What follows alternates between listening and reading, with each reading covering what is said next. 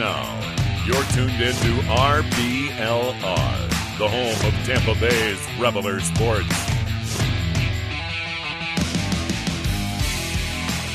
Hello and welcome back to your RBLR Rays show. Thank you again for tuning in and listening, whether it's your first time or you're a returning viewer. It's great to have you aboard. I am Pat Davenport and I am joined by a pair of excellent co-hosts this week. I am joined by, first of all, the incredible Carter Bradley. Carter, how are you doing?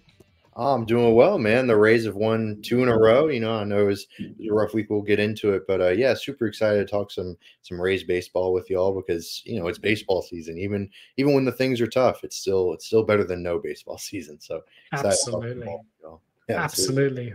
We're gonna miss it. We're gonna miss it when it's gone. Whatever happens the rest of the season, because it is a long, dark, and cold off season, particularly here in the UK. Let me tell you that.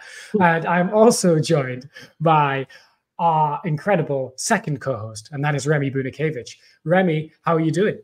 Doing well. How about you, Pat? I'm doing just well. I'm in a new place. I've just moved house last week. That's why I wasn't here. I'm still kind of setting up the new place. So if you hear any kind of reverb or echo, it's because the rooms are still a little empty, yet to be fully unpacked. Unpacking is the worst for anyone that's moved. Moving house is hard. So I'm really having a lot of sympathy for people that were moved at the trade deadline, because moving house is not an easy thing to do. I imagine like when Longoria was traded from Tampa to San Francisco, having to move all of his stuff over all the way across to the West Coast. It's not the move. It's not the move. Speaking of moves, we've got a lot to talk about this week. We're going to be talking about some of the moves that we made a couple of weeks ago at the trade deadline, because we have got lots of new faces in, and we're going to try and figure out where they all fit in both the short-term and long-term plans of the Rays. We're also going to talk about the week that was in Rays baseball, a pretty rough series against the Astros, but a much better series against the Diamondbacks. We're going to be talking about an arm of the week, and of course, we're going to be looking for some reasons for optimism as we stay in this kind of 500 purgatory, where every time we win, a loss must come instead, and vice versa. It's been a funny old season, and we're going to talk about it, but reasons for optimism and things to look forward to both this year and in things to come.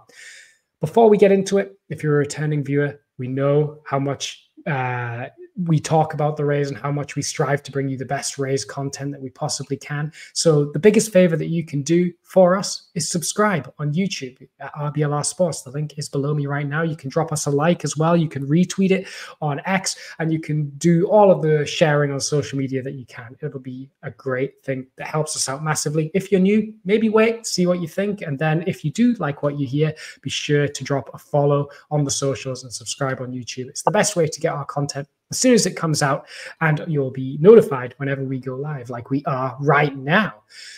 So, without any further ado, let's talk about this week in Rays baseball and start with a real rough Astros series. At home, getting swept 6-1, 3-2, and then an extra innings loss 2-1. Oh, Carter, what went wrong against the Astros? Man, I mean, the first game just kind of flushed it down the toilet. Not really a big deal there. Taj just had a rough outing. Yeah, the offense looked rough. I mean, they couldn't really touch Kikuchi, and you know, then the Astros bullpen kind of came in and shut them down in that second game. But luckily, Boz looked pretty good. You know, the pitching has been as always, it's been really, really rock solid. But yeah, just not able to produce enough offensively. But you know, they've bounced back really well, the Diamondback series. But you know, that Astros series, yeah, it's rough to get swept at home, rough to get swept in general this time of year, because just the margins are just really razor thin right now for success, especially as they continue to battle for a playoff spot. So yeah, it was a tough series for sure. Not super fun to watch.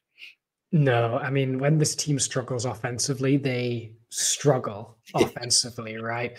I think we said this at the deadline when we traded Randy and we traded Isaac and brought in Morel, and kind of have given more time to Caminero and DeLuca. I don't think the ceiling has particularly changed for this offense, but we have sweep the rug out of the floor of this offense, where now that we're giving time to less experienced and more volatile players, the offense is way more prone to massive slumps, like what happened against the Astros, right? Where Morel is a guy that is still has the power, but is yet to put it together consistently in terms of getting on base with any kind of consistency and getting hits with any kind of consistency. He does have swing and miss in his game. And DeLuca went through a massive, massive skid when he had to take the reins over from Randy. And of course, Caminero is still working things out at the big league level as well consistently. So it's a tough one because you need to go through these growing pains if you want people like Caminero and Morel to become kind of big parts of the roster and consistent everyday players for this team. You've got to give them the major league at-bats and let them adjust to major league pitching. But it does mean we're going to go through some rough skids like we just have. And that car that just went past, I hope that wasn't skidding on his way past. Stupid Remy, did the pitching fill you with any kind of confidence, at least in that Astros series? I mean, they definitely kept the games like relatively close, but as you said, like the offense was really, troubling. The Astros are a great team, and they're still kind of in their playoff window, so they're going to be hard to beat no matter what. I think the Astros pitching actually looked like really good. They were able to shut the Rays down going into like the ninth inning. You see guys like Abreu for them, or Ryan Presley, although he landed on the injured list. And then Josh Hader had a great performance. I think he threw like 30 pitches, 2 innings, and he just shut down the Rays. So I think that the Astros pitching actually looked better than the Rays pitching, but overall the Rays still looked in it for the most part.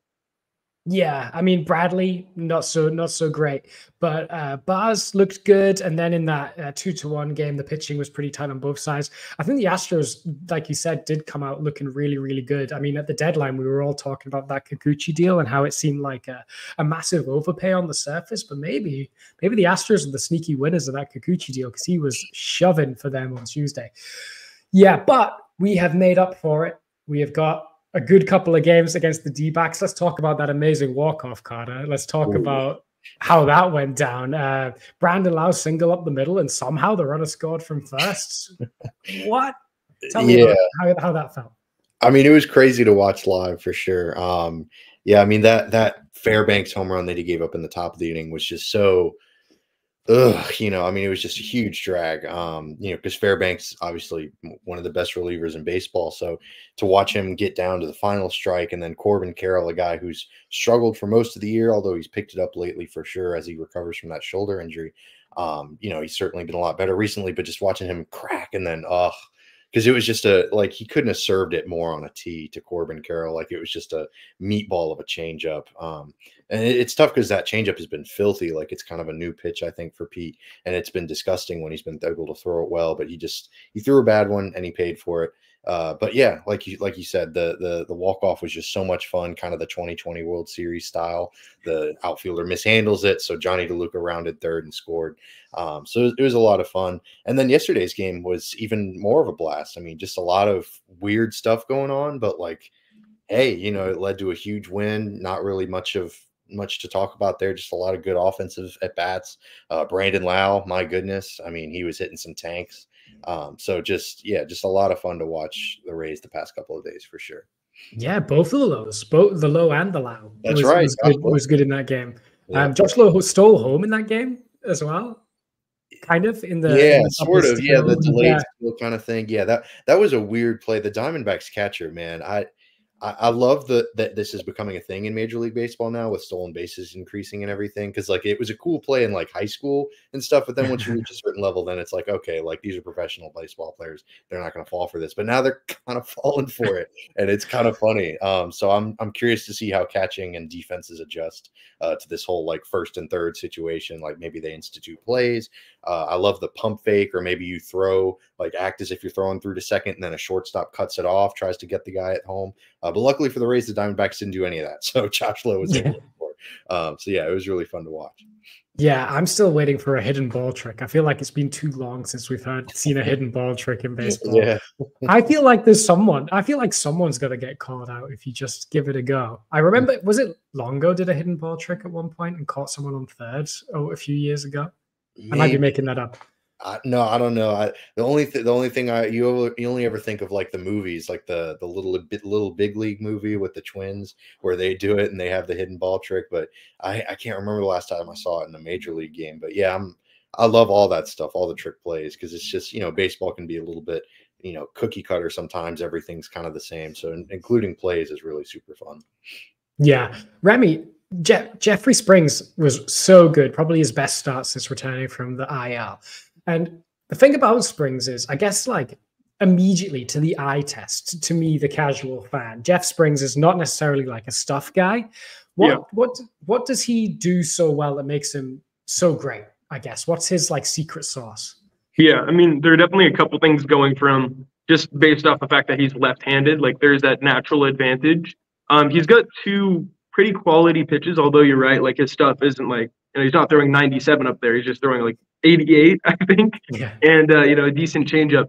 But he has really good, like, vertical approach angle separation. So just so people understand what's happening, the fastball, it looks relatively flat to the batters, and then his changeup is a steep pitch, so it breaks very late, and then a lot of movement at that point. So I think the vertical approach angle separation is like around -3, -4, which is like really, really good for a pitch. And then, I mean, he just has phenomenal command. So he's able to command the baseball everywhere. And I mean, you saw that in his last start: 4 hits, 1 walk, 7 strikeouts, 5 innings. That looks like a really good Jeff Springs start. Yeah, and it felt like vintage Jeff Springs as well. Like, it felt like in 2022, was it, when he first started being converted to a starter? He was like the king of the 5 innings, 1 earned run, like loads of soft contact. And the fact that he's right back to doing that is so quickly after coming back to the major league roster is a really, really positive sign. And he's going to be crucial if the Rays are going to do anything this year. And also, I think the Rays are banking on him for being a key part of the rotation next year too. Yeah, absolutely. Okay, so let's talk a little bit about some new faces, because Jeffrey Springs is technically a new face, but we got some actual new faces on the team over the past couple of weeks in terms of Christopher Morel, in terms of Hunter Biggie, who's come up and down, but is expected to eventually land permanently on the major league roster. And then, of course, Junior Caminero, the number 2 prospect in all of baseball, getting called up just the other day. He's been playing with semi-regularity. I guess the question is, where do we expect these guys to fit? I think, for me, the obvious fit is Caminero's going to lock down and eventually be the everyday third baseman.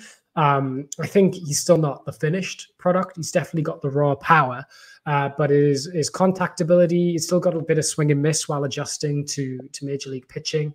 And I don't know, do you guys have as many question marks about his defense as some people do? People say, oh, I don't know if he has enough to stick at third. He definitely didn't seem to be able to stick it short, but I think, so from what I've seen, he seems absolutely fine at third base. What do you guys think? Yeah, I mean, it'll take I'm not the expert or anything by any stretch of the imagination, but I think over time the defensive metrics will kind of, bear out. It's too small of a sample to really say how he'll play at the major league level at third, but he did make some really fantastic plays last night. Just one game, super duper small sample size there. So yeah, he's got a pretty good arm. It seems like he's got the strength to play third, to make that throw across the diamond. But I'm more concerned about Christopher Morel defensively, to be quite honest. He's always an adventure out there, and not usually in the good way.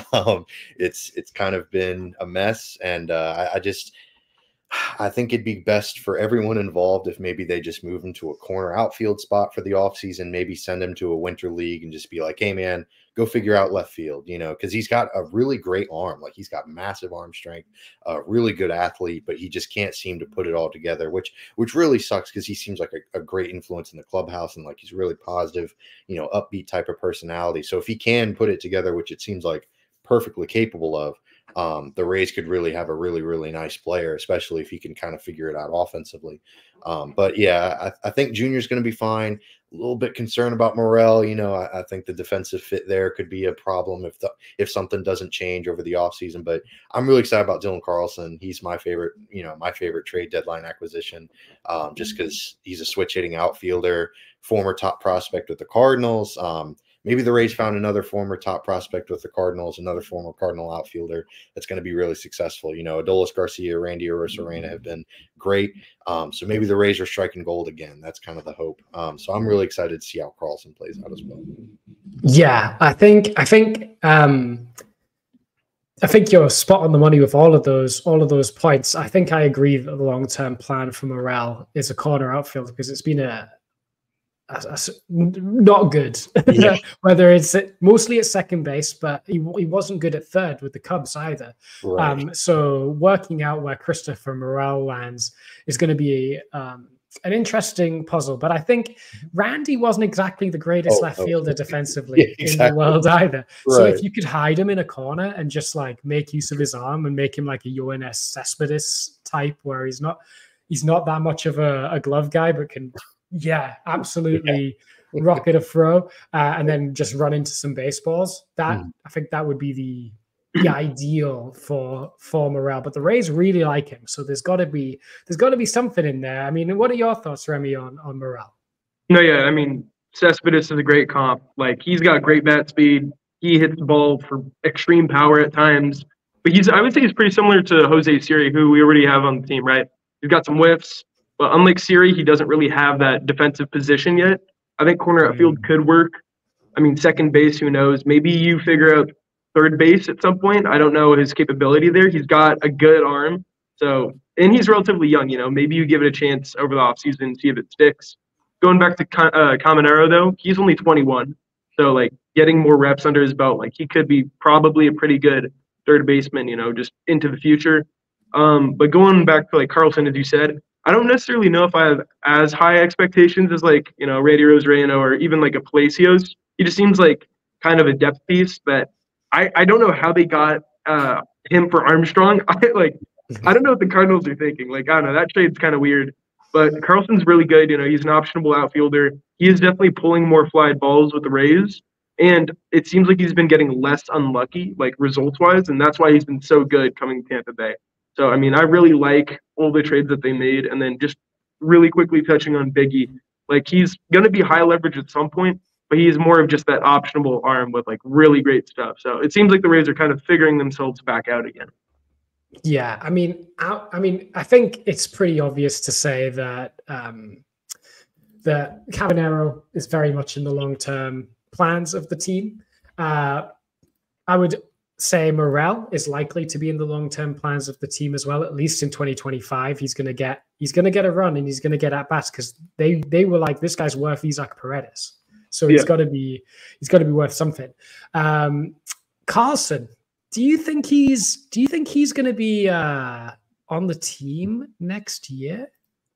I don't know. Probably not. If I had to put money on it, probably not, to be quite honest. But he's a nice, like Remy said, he's a great depth piece. Like, he's a really nice, like, outfield bat to have in your system.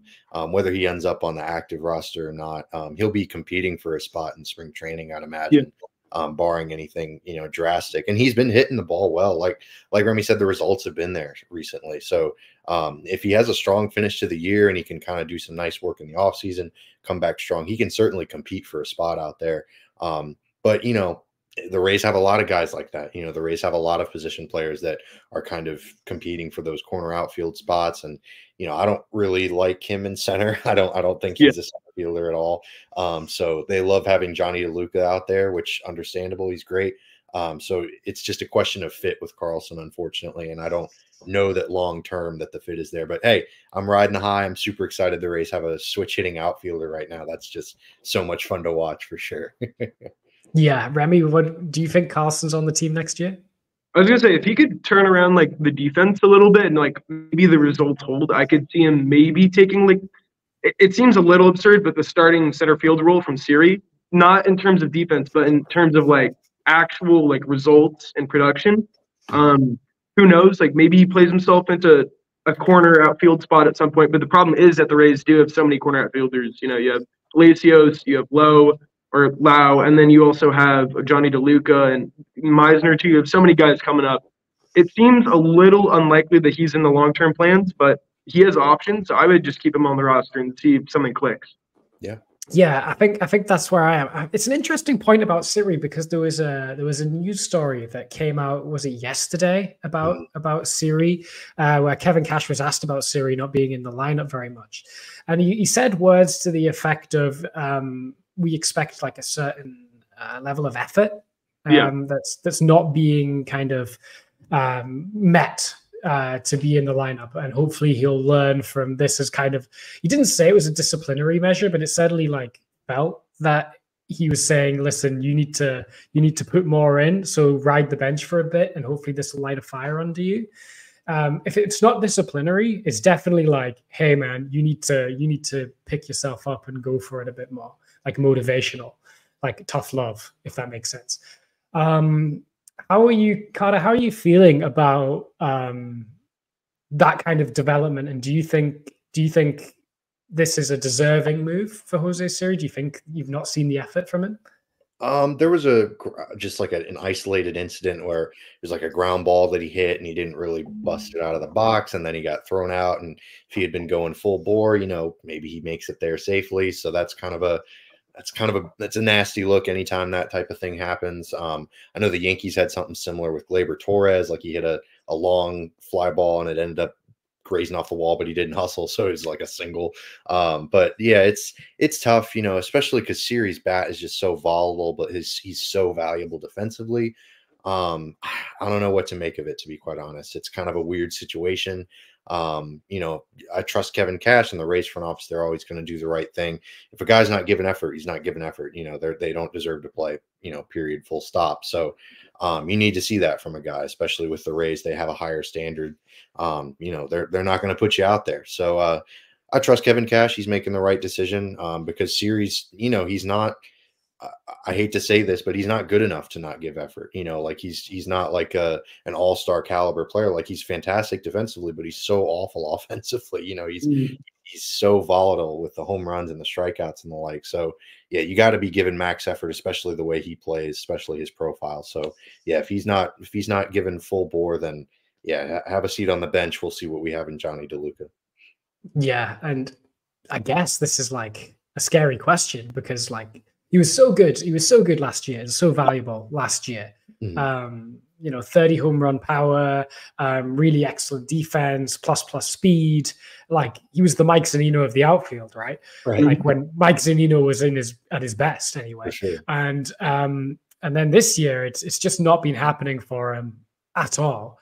And has he played himself out of the team long term? I don't know. That's a good question. I'd say probably not. Like, he's too good defensively to really play himself out of that role long term. But then again, it's the Rays. If a team comes calling about him, they're always going to listen on everyone.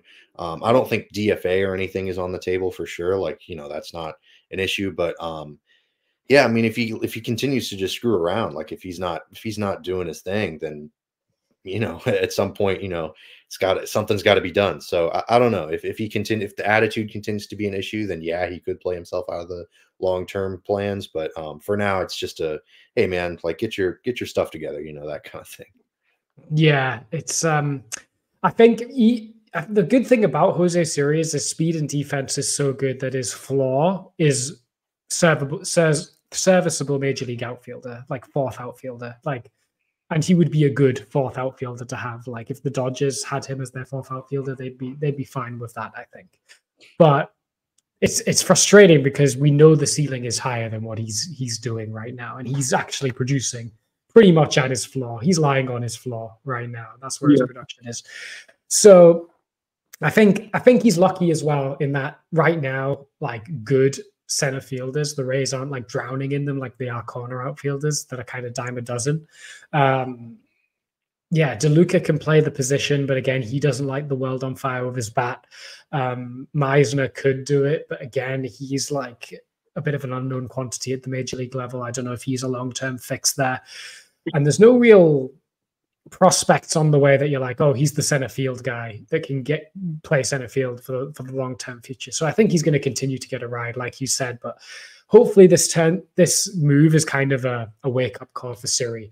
Otherwise they might look for options in the offseason. That's for sure.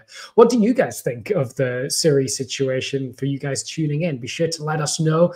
Let us know on the social medias. You can tweet at us personally. You can see our socials down below. But more importantly, you can tweet us at RBLR Sports and RBLR Rays on every social media. If you want to get a live comment in on the live show right now, the best place to do that is watching us live over on YouTube. So if you go to youtube.com, right, RBLR Sports, you'll find our live stream and you can drop a comment. And if you're bringing heat, we might respond to it live on the show. So be sure to let us know. And speaking of bringing heat, it looks like Brandon Lau just demolished a baseball for a 2-run home run, putting the Rays ahead 2-0. That went a long way when you guys see that. I've got the game in like a little bottom of my screen, just keeping an eye on it. Absolutely demolished it. 2-0 Rays in the bottom of the third. And speaking of people that are on a heater, it's time for my favorite segment. It is our bat and arm of the week. So let's talk about the bat and arm of the week. We came to a consensus on both these guys. Carter, I've got to give it to you for the bat of the week because he's your guy. Who's our bat of the week this week?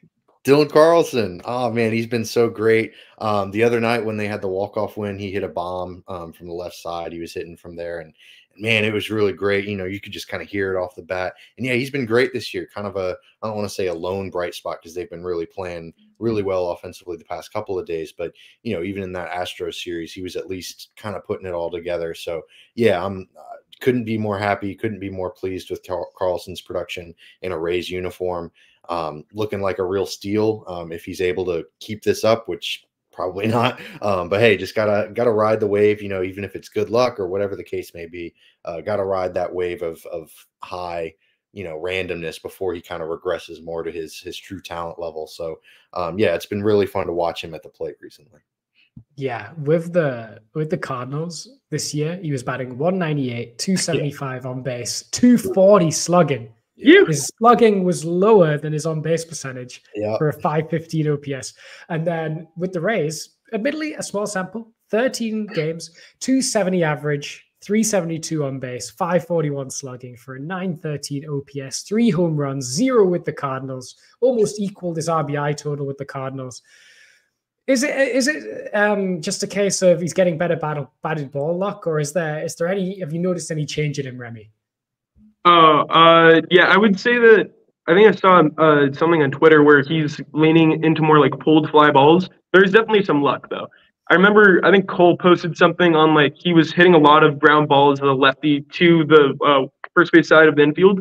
I don't think he's doing that as much, but definitely part of it is just like a scenery change. Like he's always been a talented outfielder. Everyone Cardinals fandom knows that. He just hadn't put it together with them. So maybe they're just, you know, the Rays are expert like horse whisperers or outfield whisperers. They're just telling them, you know, what they need to do to relax, be confident out there, and 3 home runs. Yeah. 3 home runs with 0 this year. It's like, what? I don't know how he's done it. Hopefully it continues. That's all I can say. All right, arm of the week. It's gonna go to a man we've already talked about, so I won't harp too much on him. But it is the Carolina Reaper himself. It's Jeffrey Springs. Oh, we knew he was good, but we didn't know how quickly he'd be back to his former self. But he had an electric start just the other day against the Astros, 5 innings, 1 earned run. But overall, I think he did that last time out as well. Like he had a really good outing. He's pitched 10 innings this week. He put up half a win, 13 and a half strikeouts per 9, a 1.77 FIP.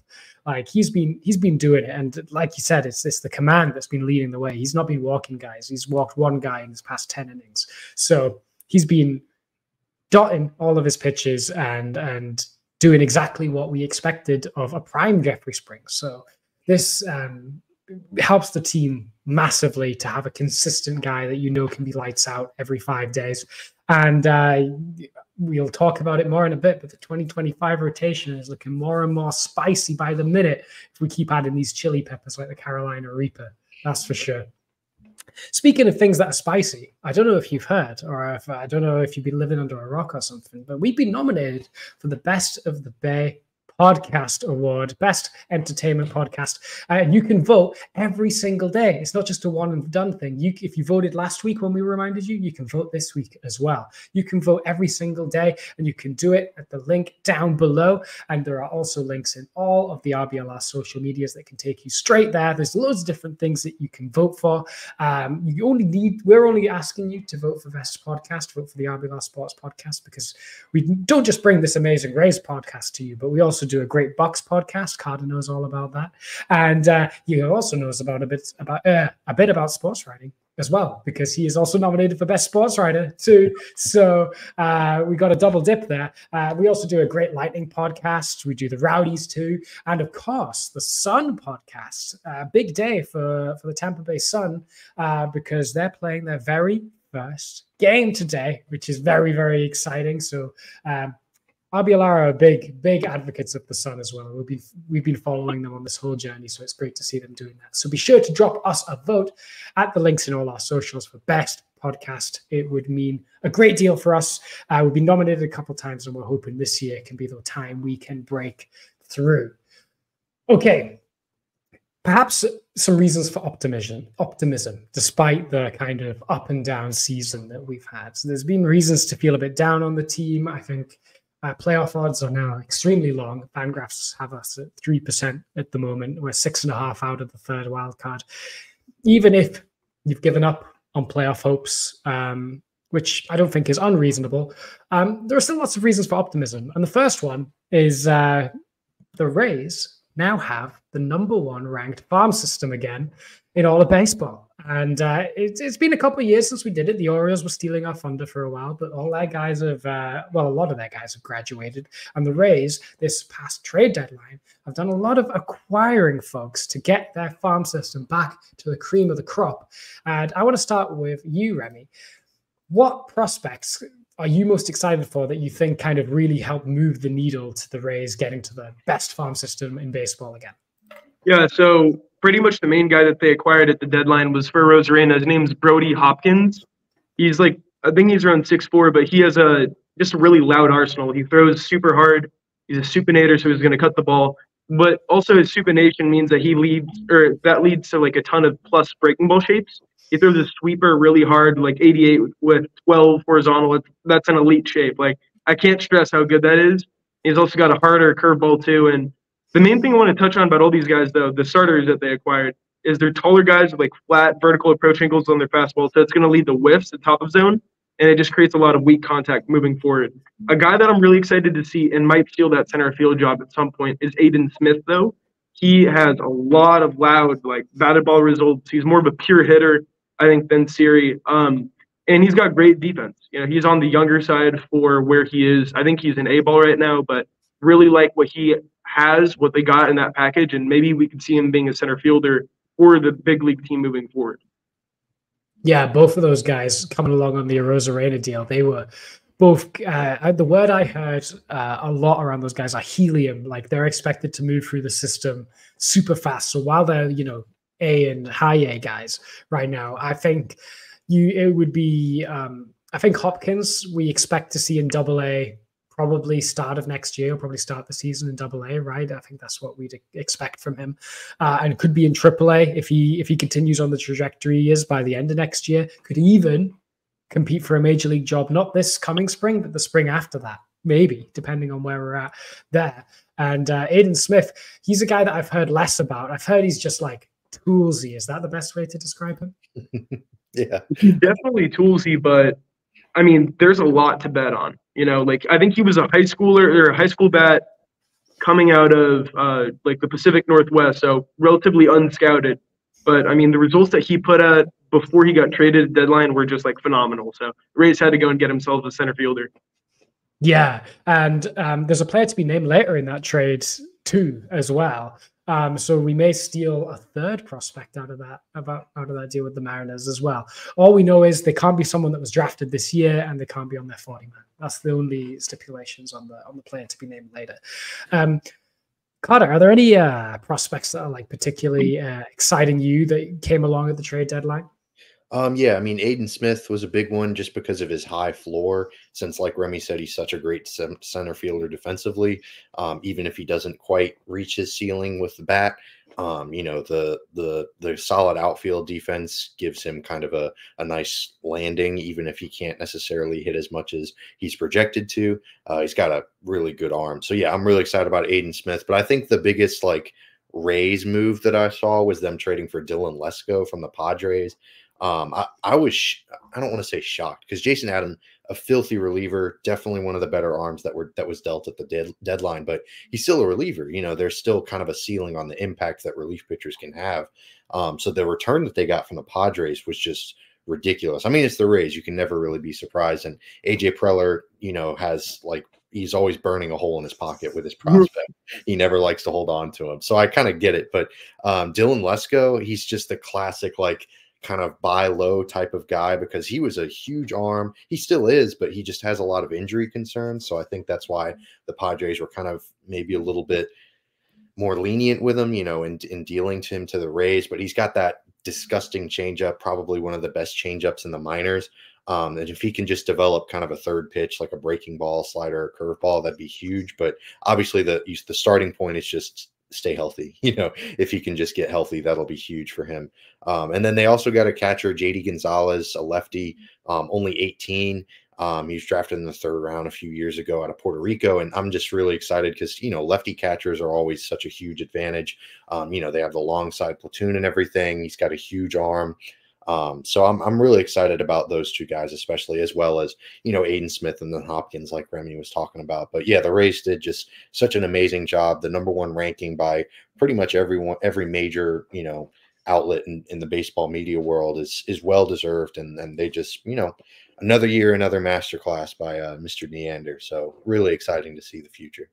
Yeah, he knows what he's doing. He really does. And I think you're so right about Lesko in terms of, like, it's such a Rays target where it's a guy with filthy stuff, minging, we would say in the UK, like absolutely minging.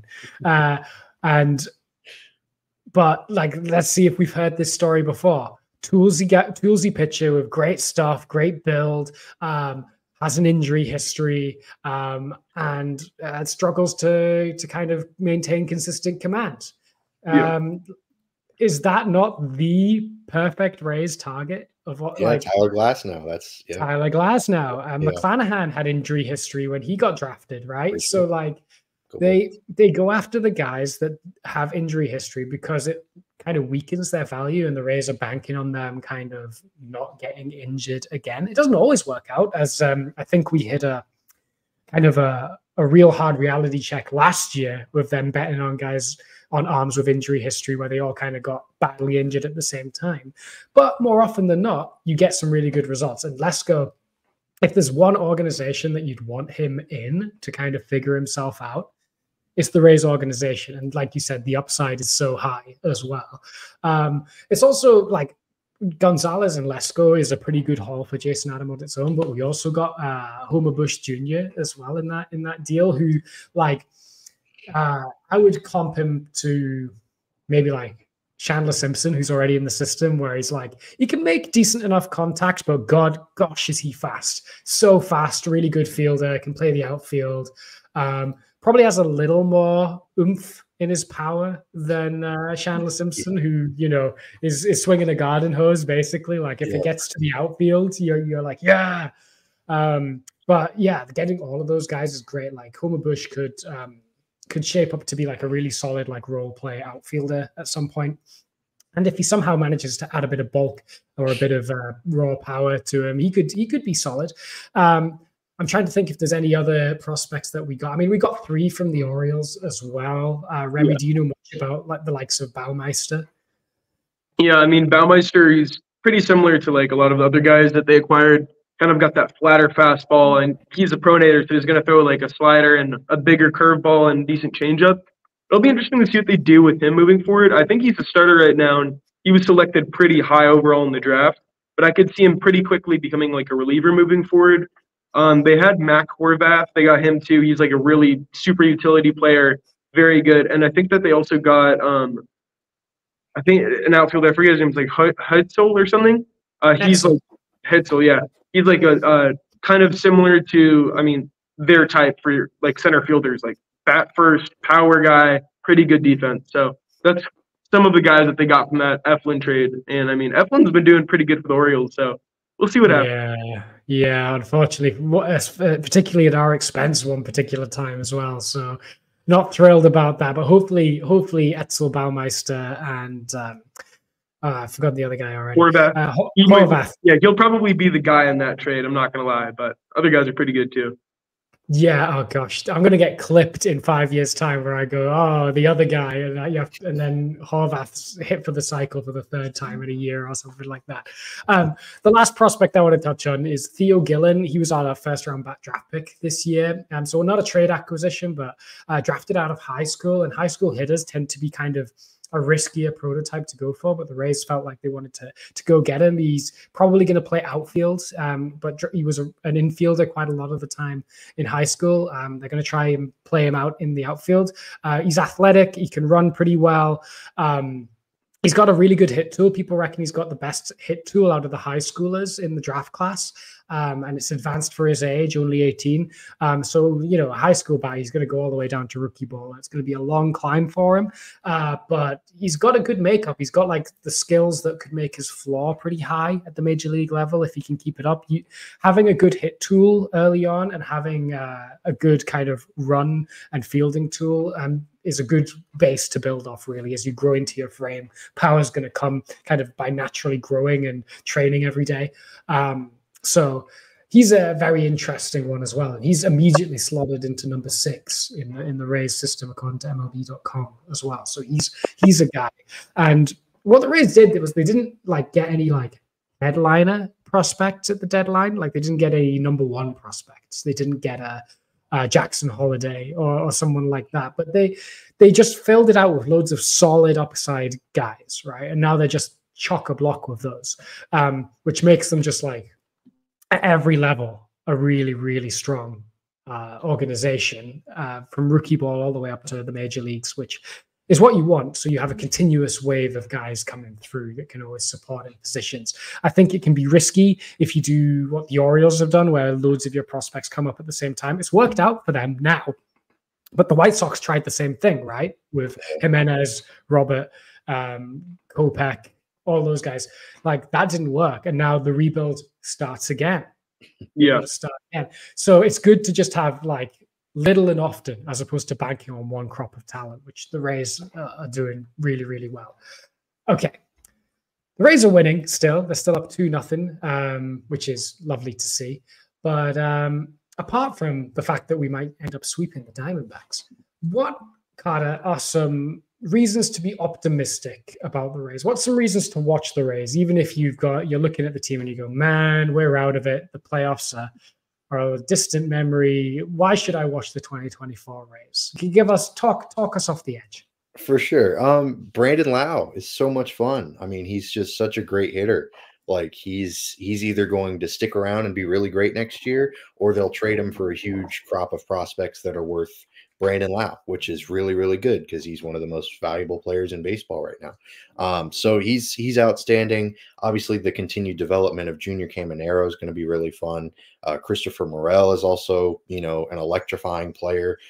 He'll either do something amazing that you've never seen, or he'll do something awful that you've never seen in the field. But either way, it's something new. So it's going to be exciting for him as well. So even if the Rays don't produce results, even if they don't necessarily make the playoffs this year, there's a lot of things to be excited about for next year, including, I think, a prospect that the Rays already had at the start of the season and everything, but Carson Williams. My goodness, I'm stoked for his arrival whenever he gets here. Some say ETA is next season, 2025. That might be a bit aggressive, but we'll see how his development plays out. Regardless of when he arrives, he's just so exciting. So there are players in the minors that are going to come up that are going to be great next season and moving forward.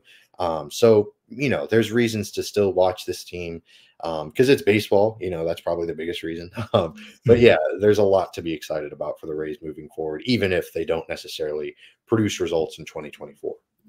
Yeah, Brandon Lau, $10.5 million option. They're picking that up, right? Oh, yep. Pressing that button real hard. Whether they keep him around or not, like I said, they might deal him because $10.5 million is a bit steep for the Rays. But even if they don't keep him around, it'll be because they found a great package. And if they do, then Brandon Lau's a great second baseman, one of the best in baseball. So either way, it's a huge win. I guess something to keep an eye on is, it's the fit, right? Like of how you fit all the players in. Right. So like I think Caballero is living on a knife edge. I don't think he's a lock for the roster at all. Taylor Walls, I think, is a big discussion to have as well. But in terms of like definites that you'd want on your team, you've got Yandy, you've got Lau, you've got Caballero, and you've got Morel. That's 4 infielders, but none of them can play shortstop. So then you'd want at least two people that could play shortstop on your roster, right? So that means you would need Cabby and Walls as of right now. Can you fit them all on the roster, Remy? Can you fit Morel, Caminero, Lau, Yandy, Cabby, and Walls all on the roster full time? Next year, I don't think so. Actually, next year, I agree. I think, Caballero should go. Maybe you can promote Williams, depending on like how he'd fare at AAA. I think it really comes down to like positional versatility of like a Caminero and a Morel. Like if Morel can somehow learn how to play like third, first, and maybe second, like even passively, because he's a horrible defender, but he has the athleticism and maybe figure it out. If you could do that and maybe he learns one corner outfield spot, like that's pretty good. You know, that's good for a guy who's like Randy Rosarena if he could play the infield sometimes. Yeah. And then for the other guys, I mean, Yandy, at some point, he's probably going to go, and same thing with Low, right, or Loud. Like, they're going to be flipped at the deadline if they become too expensive. But, you know, you still have a chance. I just checked. There's 6.5 games back. Maybe if the Royals start to fall off a cliff, it's possible to get that third wildcard spot. You know, you have to jump the Red Sox and the Mariners. But an interesting part of this, too, is that the Mariners competing for their division, I think that they're 3 games back of the Astros, something like that. So, like, it's still possible for things to get, like, tense. I wouldn't write the Rays off yet. They're, like, 40 games, 39 games left in the season. There's still a decent chunk to play. But it is coming down the wire, so you need to keep your eyes peeled on what they do. Yeah, for sure. For sure. I mean, Williams, it's going to be an interesting timeline because the Rays are not a team to rush a guy. I think he's been good in AA. I don't think he's been, like, outstanding in AA in terms of hitting. Like, he's gone through really hot streaks and some slumps. He's been a bit like hot and cold. I think you'll start next season in AAA. Yeah. And you'll get time in big league camp. I just don't know how quickly he can go from AAA to the major leagues. It could be quickly. It could take a whole season. I don't know. I really don't know because we know he can field, right? But it's just the hit tool. He's like a bit streaky. But then, the guys we've got on the roster right now can field and are like, I don't even want to credit them by saying streaky hitters. They're just like not good hitters. So I guess it's worth a try, right? Yeah, loads of good reasons to watch the Rays, I think. It's all going to be about, I think, they're going to try and win now. Like, results are important. But it's also going to be around shaping up how best to position the team for 2025 and how to best line them up optimally for 2025. Because I think it's pretty consensus around Rays fandom, despite the mixed opinions on the 2024 season. The 2025 Rays are looking really, really dangerous, right? Do you feel that the 2025 Rays are like a sure lock playoff contender? Yeah. I mean, definitely a contender. Nothing's guaranteed. Obviously, crazy things can happen, but I have no doubt that Shane McClanahan's going to come back in a full season of Jeffrey Springs. There are just so many reasons that the Rays will be competitive next year. Also who knows what happens with the Juan Soto situation in New York, and he's such a huge pillar of that offense. I mean, that's going to be a thing to watch, especially if you're a Rays fan, just because, Yankees direct competition and all that. So definitely a lot of reasons to believe in the Rays next season. Also, they're just a stupid successful franchise. Like this team doesn't lose a whole lot, especially in the regular season. So having one season kind of a setback usually means that the bounce back is going to be even bigger. So I'm very high on the Rays for 2025, even if 2024 doesn't necessarily pan out the way that they would have liked or we would have liked. They're still going to be great in 2025. I have no doubt. Yeah, I mean, McClanahan, Springs, Rasmussen, Bradley, Bars as the rotation next year. Oh, and I forget Ryan Pepio as well. Yep. And Zach Littell. And Zach Littell. Like, What are we supposed to do with all these arms? Who do you think, Remy? You're a pitching expert. Someone's got to go. I mean, let's assume they're all healthy. Let's assume they're all healthy. Right. Someone's got to go. Who, in your opinion, is most likely to get the hook? I think Littell's a free agent at the end of this year, so he's probably not going to come back. Rasmussen, I don't think he's. We've talked about this, in our chat before with Ben, but there's very, very strong doubts in his ability to start at this point, just due to health. Right? He's had 2.5 Tommy Johns. You don't want to push that, make his arm, go explode further like Johnny Venters. So he's probably going to be a bulk guy moving forward. Tyler Alexander, he's not staying on the roster after this year. Maybe you could trade from your surplus. Maybe you trade away Springs if, his results align well with the team. But just overall, I think that there's going to be more space than we think moving forward. And I just wanted to quickly air some grievances with the Rays. It just seems like, they just the window for them to be successful to some degree, it seems like it's not lined up well. Like moving over the last couple of years, 2020, they definitely did well. They went to World Series. 2021, you make the playoffs and you're out in the first round against the Red Sox. But just 2022, it felt like the year a little bit. It felt like they were doing really good. Things were clicking. And then, tremendous amount of injuries, losing to the Guardians. It just seems like it hasn't really clicked yet. Last year, a ton of injuries too. So maybe 2025 is the year for something special to happen. I don't know. We'll see what they do in the offseason. Yeah, I mean, I don't want to throw all of this direction, but if this 2024 Rays team had a 7-win above replacement shortstop on it, we weren't fielding Walls and Caballero every day, how much better would this team have been? You know what I mean? And maybe a starter, a true front of the line guy who doesn't get shelled. So. Yeah, so it's been some bad luck the past couple of years. 2023 was 2023 to me felt like the year until it wasn't. Yeah. Everything kind of fell off really quickly. And I think we're still kind of dealing with the kind of fallout from the stuff that happened in 2023, both the Wanda situation, but also we didn't have 3 of our 5 best starters on the team. Yeah. For the first 2 months of the year. And I think that's hard to plan for any team.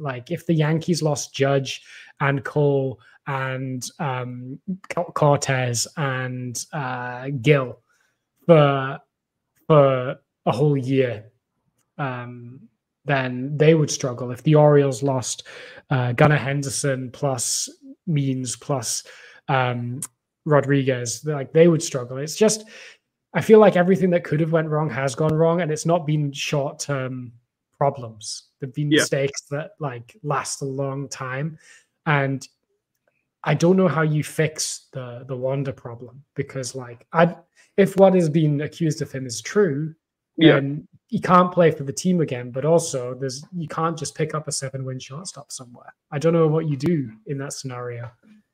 Promote Carson Williams. That's what to do. Yeah. Big. That's right. Yeah, you send him up there, and then he becomes a 7-win shortstop. That's right. Yeah, exactly. And Aiden Smith could end up being a high win player as well. So it's just kind of things have gone wrong, but I don't think it's anything the Rays in particular have done wrong that they could have helped. I mean, I've been I've kind of gotten over it now, but the only thing that I got really confused about was the catching situation, in terms of what I think the Rays were really weird about and un-Rays but I don't want to keep beating on a broken horse. I want to end on a positive, and I genuinely believe that the Rays could trade from the surplus of excellent starting pitching to get a couple of extra bats that could really help them out. There could be someone on the White Sox. I really think it might be worth trying to take a flyer on Luis Robert. I think he'd be such a good fit. I think the Rays will, with the money they've got off the books, will make a run. I don't think they will sign him, but I think they will make a run at Juan Soto. Yeah, I'll be looking forward to the next story that says they offered Juan Soto X amount of dollars, and then whatever team signs him swooped in and offered him like 10 million more a year. But at least they're in it, that's great. I think they'll put in like a 2-year, $200 million deal or something like that for Juan Soto. Yeah, and then their payroll will still be like 10th or something. Yeah. Yeah.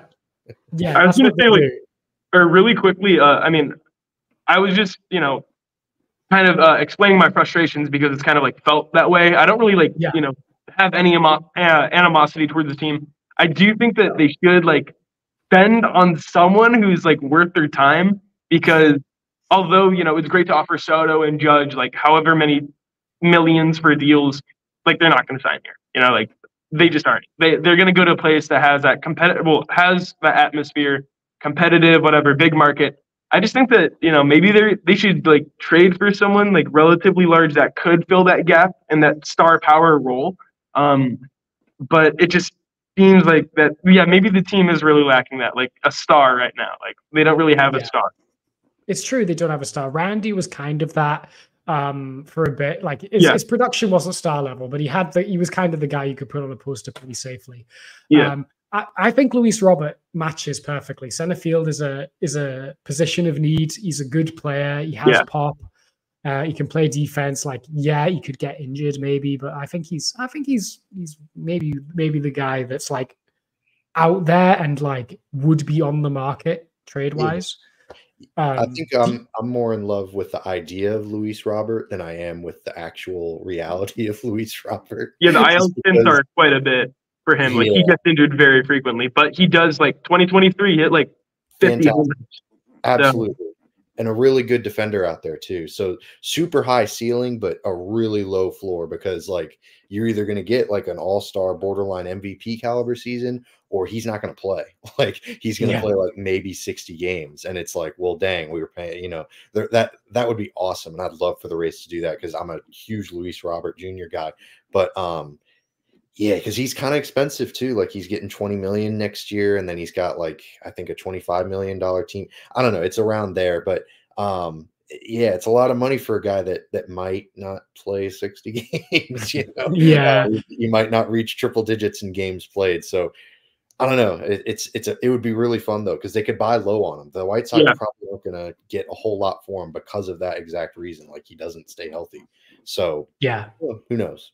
Who knows? I mean, listen, the Rays are going to go get someone that we have never even thought about. Exactly. And that's going to be the guy. That's right. And we'll fall in love with him, and that's how it's going to go, because they acquire, develop, dominate, repeat. We got it on a T-shirt. It's how it works, and it's all good. It's all good.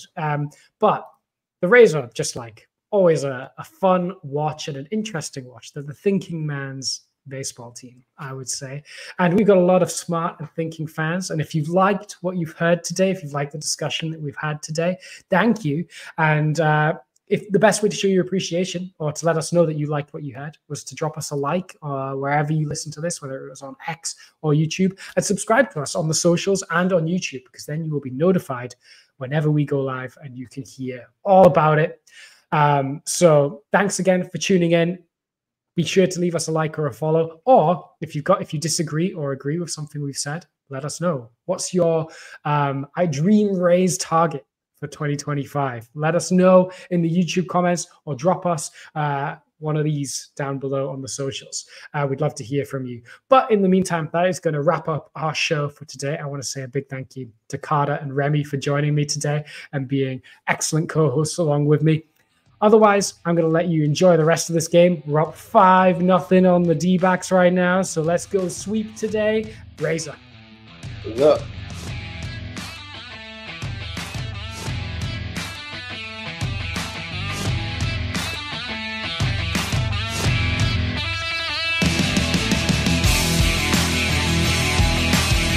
Thank you for tuning into this presentation by RBLR Sports. On your way out of the stadium, please remember to like and subscribe.